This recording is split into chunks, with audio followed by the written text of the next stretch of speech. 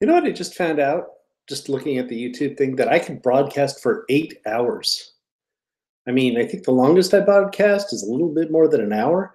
I mean, there's so much possibility here. Unfortunately, there wouldn't be anybody there on the other side to actually pay attention to this.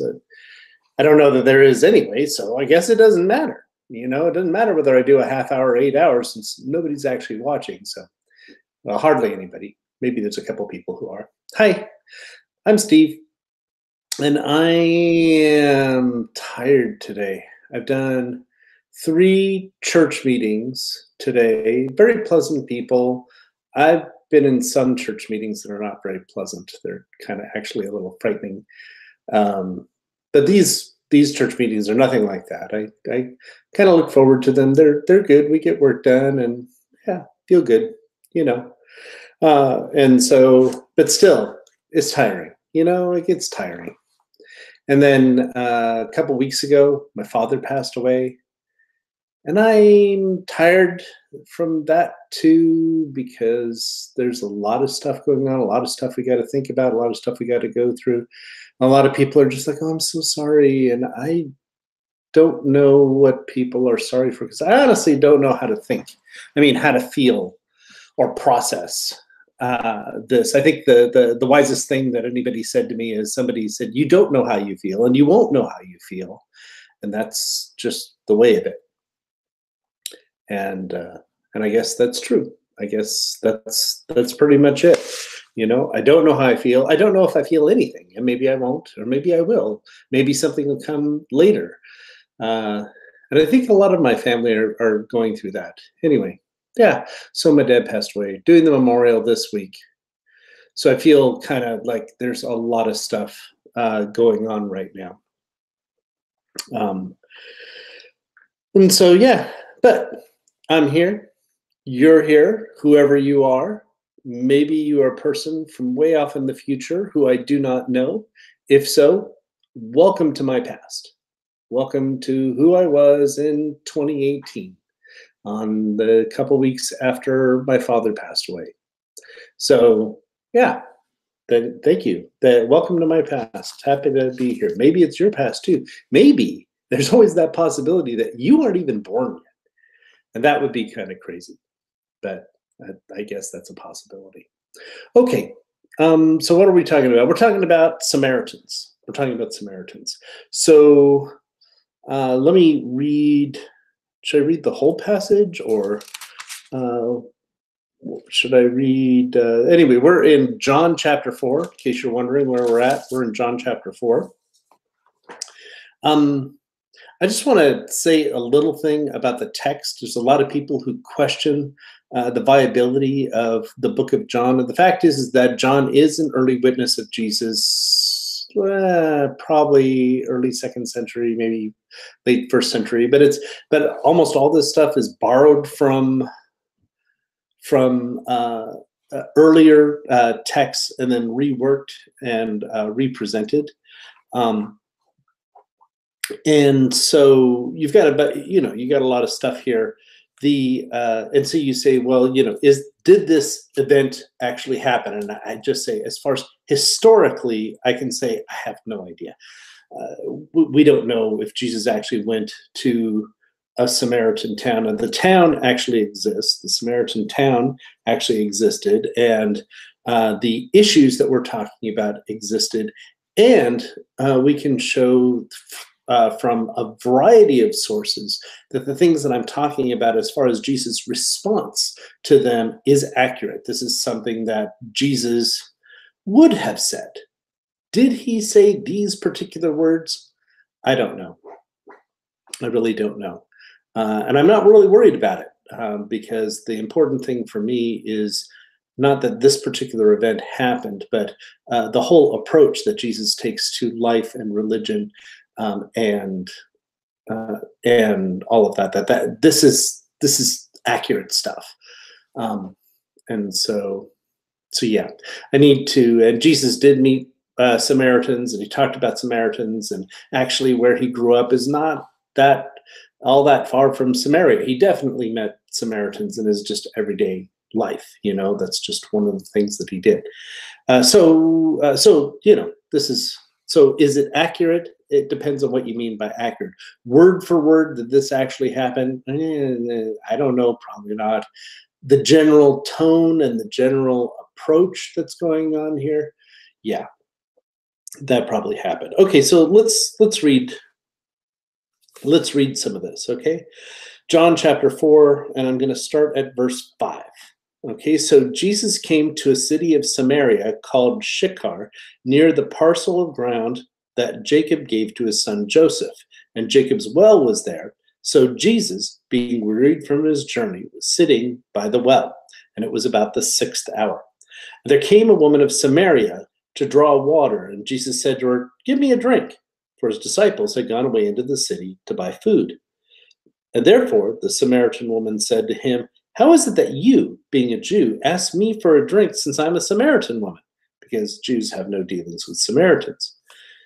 Jesus answered and said to her, "If you knew the gift of God and who it was who said to you, 'Give me a drink,' you would have asked him, and he would have given you living water." She said to him, "Sir, you have nothing to draw with, and the well is deep. So where do you get the living water? You are not greater than our father Jacob, are you, who gave us this well and drank it himself, and his sons and his cattle?" Jesus answered and said to her, "Everyone who drinks of this water will thirst again. But everyone who drinks the water that I give him will never thirst. But the water that I give him will become in him a well of water springing up into eternal life." The woman said to him, "Sir, give me this water, so I won't be thirsty, and I don't have to come all the way here to draw the water." And he said to her, "Go, call your husband, come here." The woman answers, says, "Well, I don't have a husband." And Jesus says, "Yes, you are right when you said you have no husband. For you have had 5 husbands, and the one whom you have now is not your husband. And this you have said truly." And the woman said to him, "I perceive that you are a prophet." Figure that one good avoidance of a question deserves another, right? Our fathers worshipped in this mountain, and you people say that in Jerusalem is the place where men ought to worship. Jesus said to her, Woman, believe me, an hour is coming when neither in this mountain nor in Jerusalem will you worship the Father. You worship what you do not know. We worship what we know, for salvation is from the Jews. But an hour is coming, and now is, when the true worshipers will worship the Father in spirit and in truth. For such people the Father seeks to be his worshipers. God is spirit, and those who worship him must worship in spirit and in truth. All right, that's the text. Verses 5 to 24. Okay. Sometimes, I wish I could begin a teaching or a sermon. I'll do a sermon, and I want to open it up with like a classic line that everybody remembers. There's some really excellent lines. I just want to create a line that everyone remembers. Unfortunately, all the really good ones have been taken. So, for instance, like, "It's a tale as old as time." That's nice. That's, it's like it's a song or something. Yeah. Anyway, it's been taken. Or what about "a long time ago in a galaxy far away"? That's nice. That's a great line. Just most sermons or teachings don't begin in another galaxy, though. Someday, I guess maybe I should do one day. Sermon that takes place in another galaxy. That'd be cool. Or what I'd like to do this teaching, the way that I'd like to begin this teaching, is I'd like to begin it with, "It was the best of times. It was the worst of times." That's a classic. I mean, that says it all. That's a great one. Frankly, what I'd like to do is, rather than just borrow the first line, I'd like to borrow the whole title of Dickens' book there, "A Tale of Two Cities," because that's really kind of what this is about. That's what this whole teaching is about. It's a tale of two cities, except that the two cities is not London and Paris. It is Jerusalem and Samaria. So, and we're talking about the Samaritans and what the viewpoint of Samaritans. So, from the point of view of Jerusalem, Samaritans were heretics, apostate. They were through and through nothing to do with the proper religion of Yahweh. Well, they claim to be, but according to Jerusalem, no, no, no. So in the region of Samaria, that was also known in the ancient world as the northern kingdom of Israel, and that's because Samaria, the capital, that was the capital. And so sometimes they called it Samaria, sometimes they called it Israel. Anyway, but as far as Jerusalem's concerned, those folks up there are just idol worshipers. As soon as Samaria was set up, the first king, Jeroboam, he set up a whole system in which people didn't have to come down to Jerusalem to worship at the temple like they're supposed to. Instead, they stayed in the northern kingdom and they worshiped these golden calves that were set up in 2 places in Samaria. And then because of all the idol worship for so many years, Yahweh comes down and he sends the Assyrians who wipe out the country, take all the leadership, and then he takes these foreigners and moves these foreigners in and puts them in their place. Now, when the foreigners come there, they say, well, we need to be worshiping Yahweh because Yahweh is the God of this land. So they start worshiping Yahweh, but they don't really know what they're doing. And so they're just really foolish. And as far as the Jews of the first century, these Samaritans are the descendants of these foreigners that got moved in. And so later on, when it was Judea's turn to be taken away by Babylon, and then they came back, they said, well, our temple is destroyed, we need to rebuild the temple. And so some of these Samaritans came and they said, hey, let us help build the temple. And they said, no, we don't really need your help because you are really worshiping a different God. So they set up a temple. So in Samaria, they set up a temple, and it is not in the right place, which is Jerusalem. And they didn't have the right priest from Aaron's line. And so as far as the Jews were concerned, they were as good as Gentiles. No good Jew would enter into the house of a Samaritan. They wouldn't share food with them. They wouldn't have anything to do with them. They would just treat them as if they were foreigners, not having anything to do with good, proper Jewish people. Okay, and that's the way it was. So, but when you look at the history between the Judeans and the Samaritans, from the perspective of the second city, of the other city in our 2 cities, Samaria, things were quite different, looked at it in a very different way. So they say that what actually happened is before the temple was built, both Jews and Samaritans agree that there's a passage that Moses says that when it comes time and you've settled in the land, then you will choose a place to worship. And that place will be the place for all of Israel to come together and worship in one spot. And so the Jerusalem folks say, well, that's Jerusalem. But the folks in the northern kingdom says, no, actually, it's Shechem, because Shechem is where the tabernacle was before David picked it up and moved it into Jerusalem. And so what happened was that the place had already been set. And then David is the one who picked it up and changed the place. They changed the place so that way it was way less convenient for people in the north. And so they say, no, actually, the correct place to worship is in the north. It's not in Jerusalem at all. And they also say they're not foreigners at all. They say we are not the people who the Assyrians moved in. Rather, we are the Jews, the peasants, not the leaders, but we're the peasants who the Assyrians left. They left us here. We're still the children of the patriarchs. We're still the children of Jacob. And so, don't say that we're not part of that.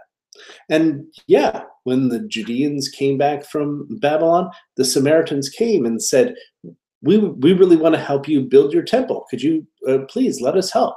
And they said, no, we don't want to have anything to do with you. You're heretics. Get out of here. We just leave us alone. We don't have anything to do with you. And so they went ahead and they said, fine, we'll build our own temple in the north, which is where it was supposed to be in the first place.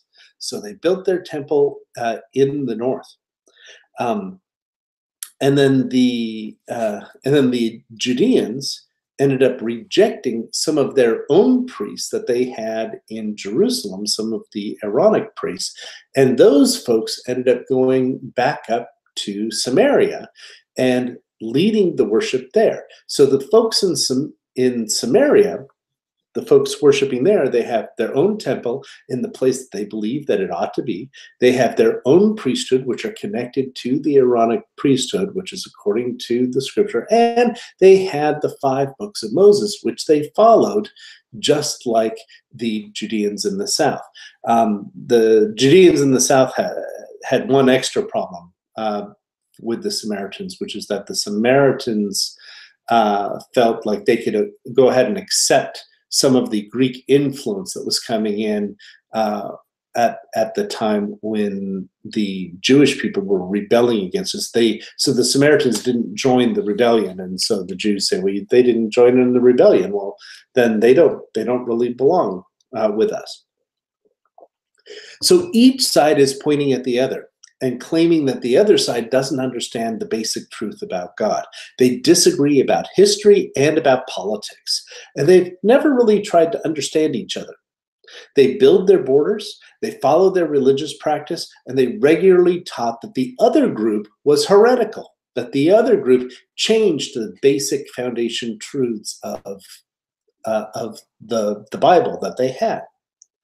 So let's say that they're kind of like what you might think, what evangelicals might think, or a lot of people who call themselves good Christians. They might say, well, kind of like how the Mormons are. Well, those Mormons, yeah, they may be a lot like us, but they're not like us in the most significant ways. The most important ways, they're not like us at all. Same thing with Jehovah's Witnesses. Well, those Jehovah's Witnesses, they may seem like good Christians, but they're really not. They're actually a cult. And I am sure that if the Samaritans and the first century Jews were around today, they'd be pointing that C word at each other, not that C word. Maybe you're thinking of a different C word. I'm talking about cult, the word cult.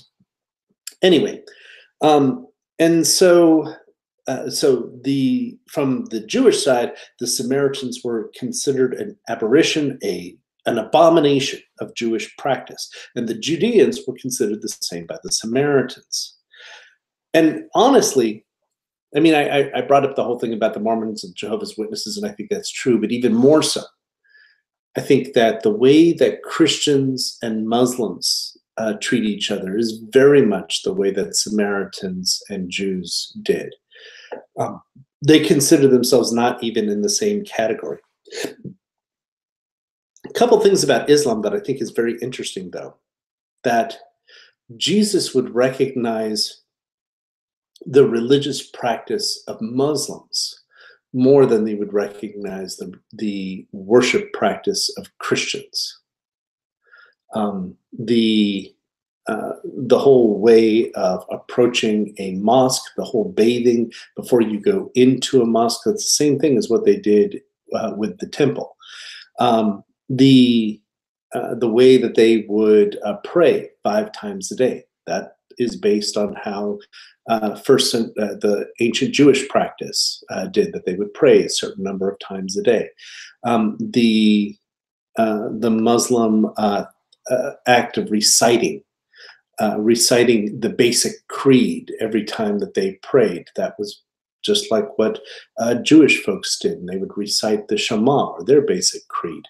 All of this. And so the thing is that it's funny that Jesus would probably recognize Islamic practice more than Christian practice. I'm not saying that Christian practice is bad. I'm just saying that that Muslim practice is actually closer to Jesus' own practice and the practice of the people in his day. Anyway, but the thing is that, and so just like how Muslims and Christians nowadays would point to each other and say, well, you're not really worshiping the same God. You don't really have the same practice, and you are apostate. You are an infidel because you have rejected basic things that we adhere to. And that's the same way as what it was with the Samaritans and the Jews. And that's how come Jesus' response when he came to Samaria was actually really strange. That was a really, the way he approached it. When you know all that background, then what Jesus does here is actually kind of weird. And how he approached Samaritans in general is actually kind of weird.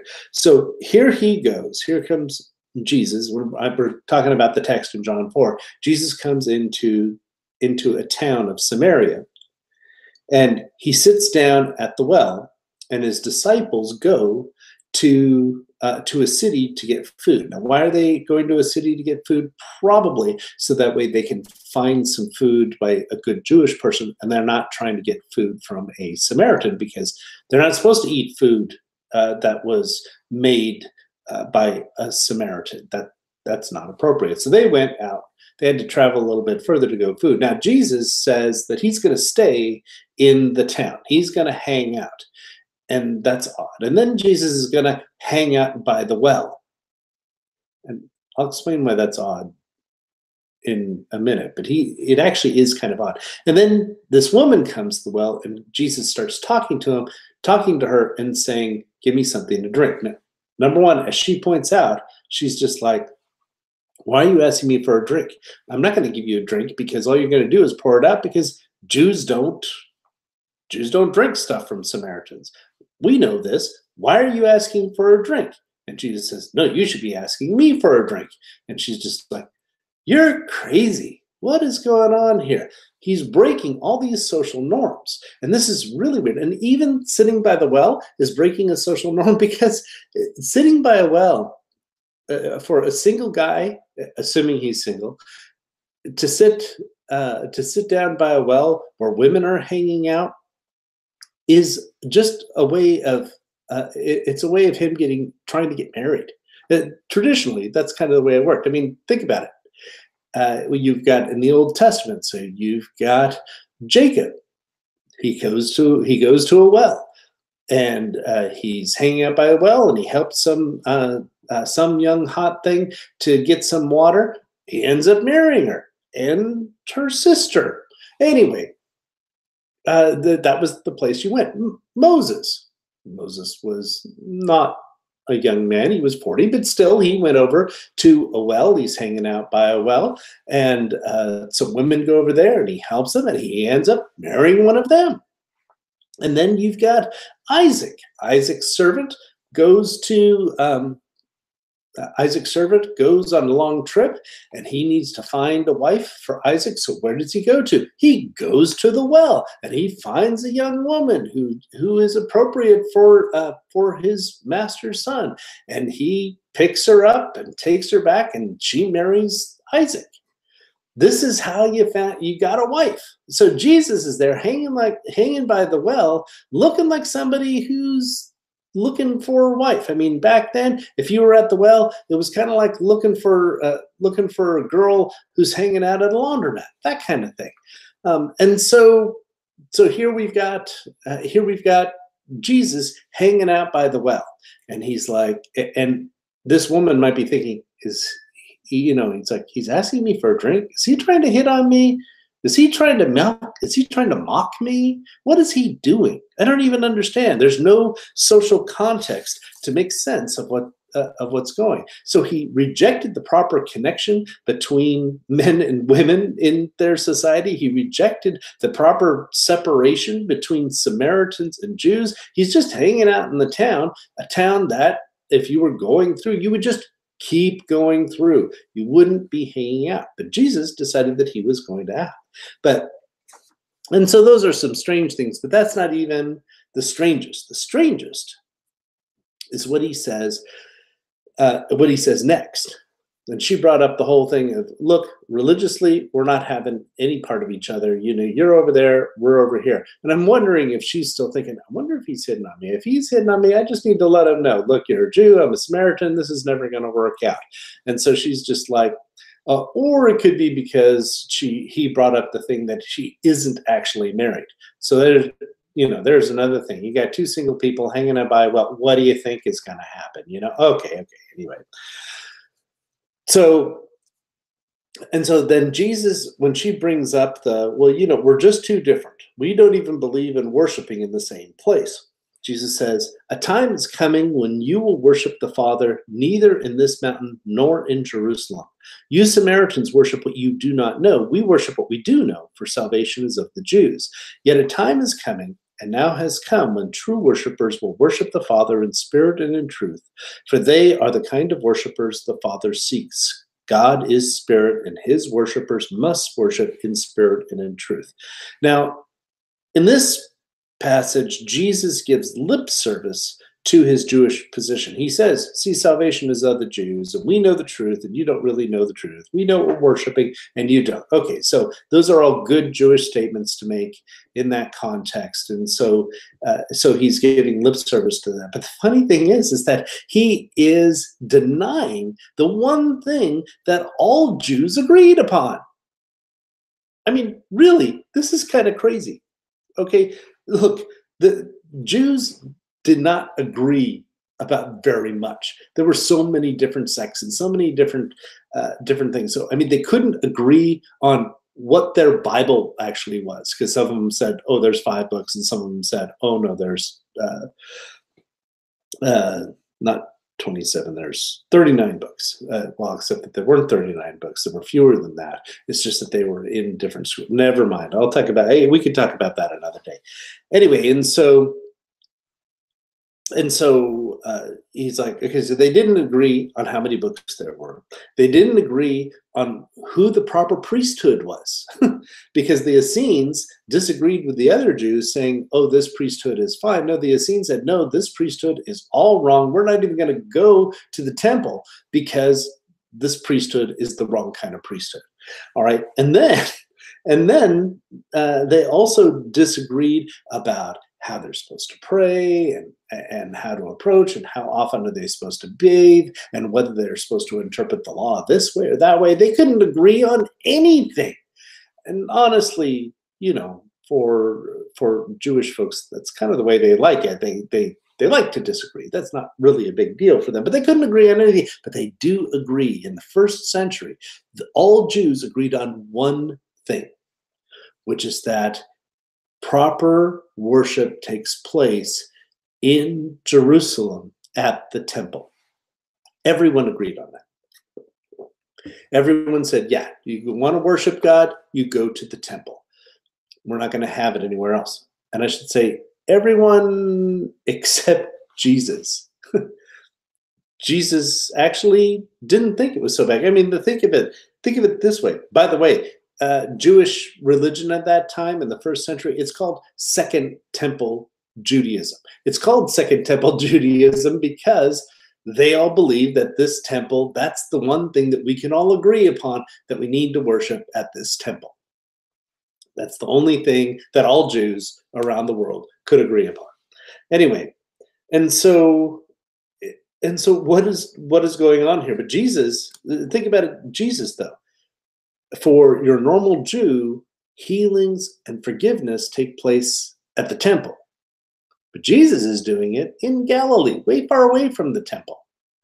Prayers happen at the temple, but Jesus himself is receiving prayers and answering them wherever it is that he happens to be.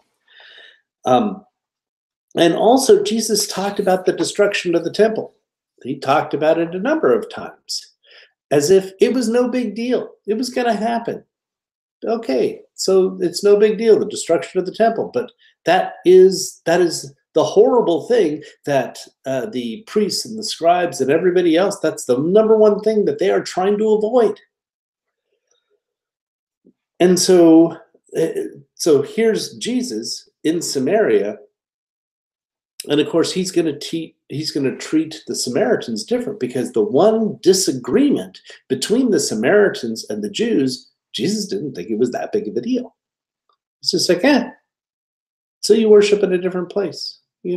Temple isn't the only place to worship, which is the one thing that Jews agreed upon. So here, and the thing is that Jesus treated Samaritans differently in many other places, not just in John 4. He recognized that there was a Samaritan, and he recognized the faith of the Samaritan and his acceptance of God's blessing and his entrance in God's kingdom, because he was gracious. He showed that grace returned. The grace that he received, he returned. And Jesus says, yep, you're part of that thing. He used a Samaritan as an example in the Good Samaritan to talk about people who do acts of mercy. And those are the kinds of people that we want to imitate, even if they're, quote, a heretic. And so when Jesus talks about Samaritans, he talks about them in a different way, as if the whole thing of them having a different religion, different religious practices didn't matter. See, Jesus isn't afraid of heretics. He's not afraid of pagans or sinners, and he knows that all of these people have a place in the kingdom of God, that they all can receive God's blessing, that none of this is a big deal. So for a religious leader, Jesus is pretty flex. He insists that people care for each other, that they show acts of mercy. He wants people to produce acts of faith, that they trust, they show how much they trust God. But he doesn't care about insisting on particular religious rituals. He doesn't think that certain words or certain rituals are the secret to connect to God.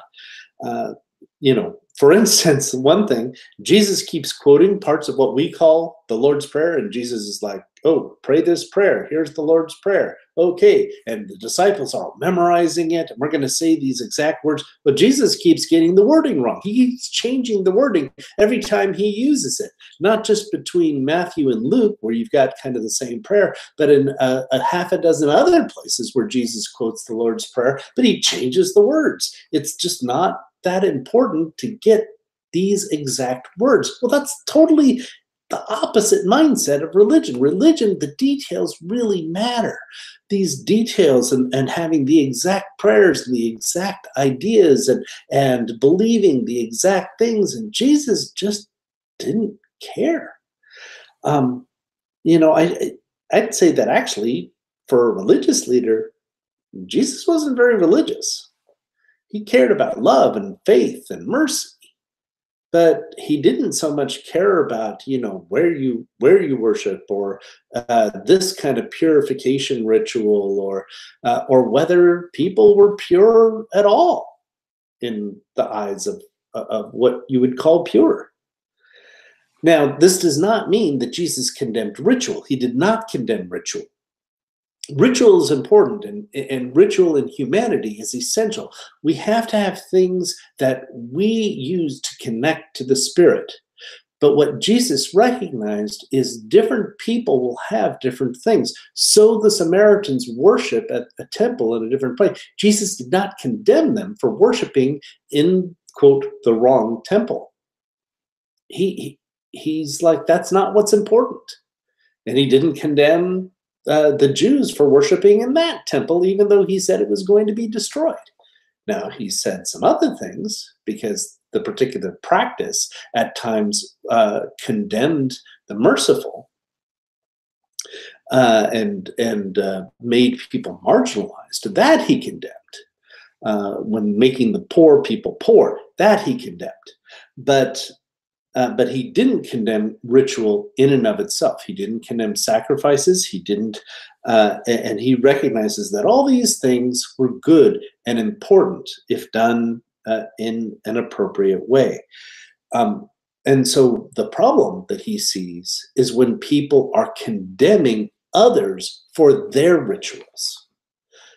So if that ritual, if a particular ritual feeds you, then Jesus would say, well, then that's fine. If you get connected to the Spirit that way, then there's no problem.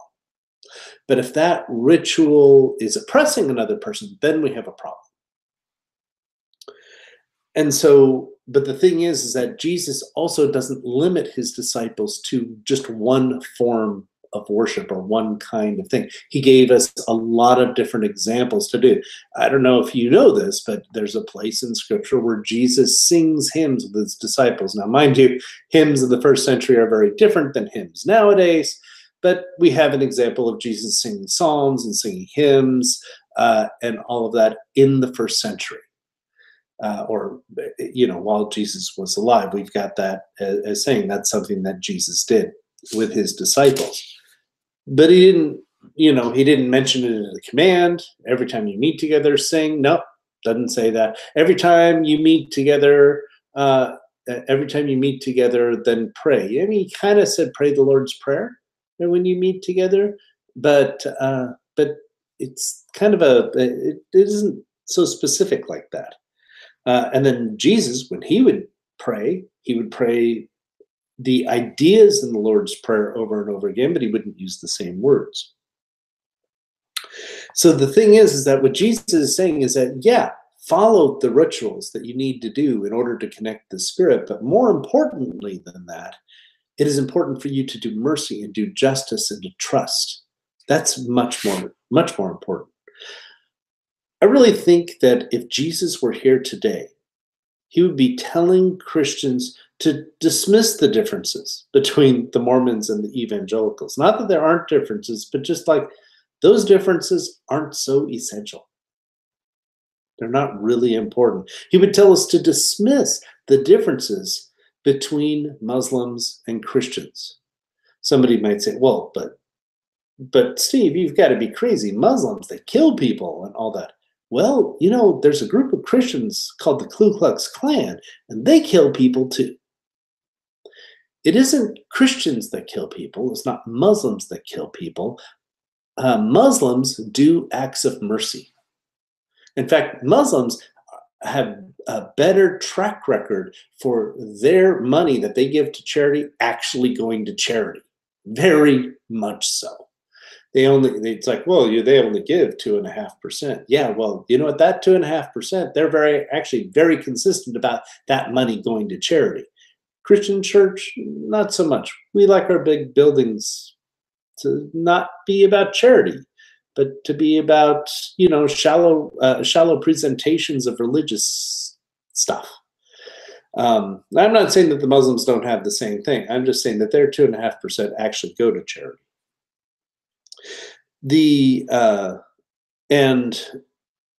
Also, the thing is that Jesus is looking at mercy. He is looking at faith.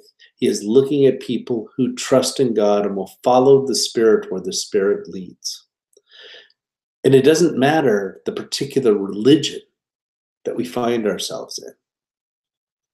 For instance, a Muslim, an atheist, a pagan, and a Christian, they all walk into a bar. And you go, is this the beginning of a joke? No. These guys, they went into the bar, they had a good time, and then they made a plan in order to help the poor in their society. And I know that this happened, and this plan is still in action because I'm the Christian. And the Muslim, who's actually Baha'i, not actually Muslim. So forgive me. Sorry if you happen to be watching this. Anyway, and the atheist and the pagan are still good friends of mine. And we hang out. And the reason that we can hang out is because we know what's important in life. What's important in life is helping people in need. That's what's essential. And so we can believe different things, but I still believe that those people, even though we believe in vastly different afterlives or whatever, those people are still we're still going to be together later on as long as we keep doing acts of love. We're still going to connect together. We're still going to care about each other. We're still going to be good friends because we actually know what's important in life. And so the thing is that there are people who want to dismiss other religious groups. And right now it's very popular to dismiss conservative Christians. That's a really easy thing to do because politically, well, let's just say that there's a lot of people, including myself, that disagree with a lot of the politics of conservative Christians. And I think that there's certainly a lot of things that they need to, that they are growing in. And I've seen them grow. I've seen actually a lot of changes amongst conservative Christians in the last decade, just a lot of changes. But the thing is that those same conservative Christians, who we may not think so much well about politically, they have built hospitals, they have built shelters, they have built food distribution networks. They have done an amazing amount of good. And those people that do that good, is God going to condemn them because they disagree with a lot of others of us about something else? Can we say, well, God is not on your side because you voted wrong? You may have fed thousands of people, but we don't want to have. We want to make sure that we recognize that God is going to condemn you because of this other thing. We just need to recognize that God is way more flexible than we are.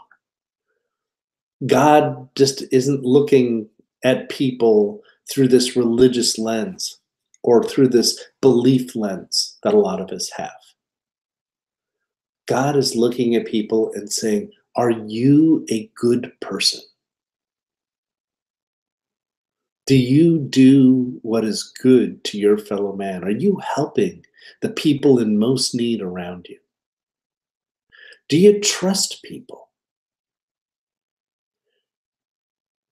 Are you improving yourself and trying to make yourself a better person than you have been in the past? These are the sorts of things that God looks at. And he does not look at who signed the dotted line at the bottom of which doctrinal statement. That's not the kind of faith that you see anywhere in the Bible. And that is not the kind of religion that God approves of. Again, God does not have a problem with religion, but religion is supposed to be what works for me personally in order to connect to the Spirit. And if that's what religion is, then condemning others or figuring out who we're supposed to hate shouldn't have anything to do with it. That's the wrong way to go. So I just want to say, so this month I've been talking about God and how God deals with his enemies. So we talked the first few weeks ago, we talked about how God dealt in creation, how he dealt with darkness and the seas, his enemies who stole things from him, who stole all of his creation from him. And he didn't destroy his enemies, didn't destroy the people who harmed him. And instead, he just separated them and he put them into boundaries and said, no, you stay over here so that way you don't harm the rest of creation. You stay over here, we're going to put a boundary, and then everybody is going to be just fine. He doesn't like to destroy any of his creation. There's no reason for him to. And then we talked about the Canaanites last week. And the Canaanites are kind of the big enemy of God, the people who it's okay to oppress because they're so bad and they're so evil. And all throughout the Bible, it's presented this way. But it seems like maybe God didn't say that they should be killed. Maybe God didn't say that they should be destroyed. Maybe that was Moses' idea and not God. It's tough to tell. But we definitely know that God pulled back, and then God recognized them and pulled back from any and all hatred of the Canaanites and said, no, these are people, some of these people are people who have faith, people who have mercy. I'm going to accept them, and they are going to be a part of my eternal kingdom. And maybe there's stuff in the Bible that seems to say that they should be wiped out and not brought into eternity. I'm changing all that. They deserve to be in eternity, just the same as anybody else. So now we talk about the Samaritans, and we find out that, Well, maybe God didn't see them as an enemy at all.